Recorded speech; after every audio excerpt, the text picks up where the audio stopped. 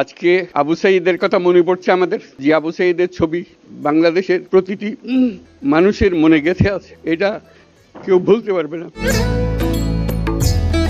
কি অবিশ্বাস্য একটা সাহসী যুবক বন্দুকের সামনে দাঁড়িয়ে আছে, এবং তারপরে থেকে কোনো যুবক, কোনো যুবতী আর হার মানে নাই। আজকে আমাদের গৌরবের দিন,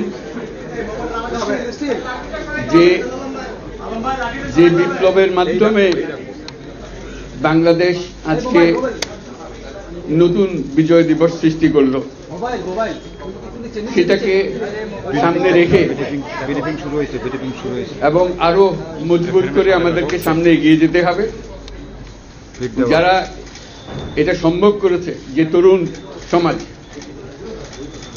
তাদের প্রতি আমি আবার সমস্ত প্রশংসা এবং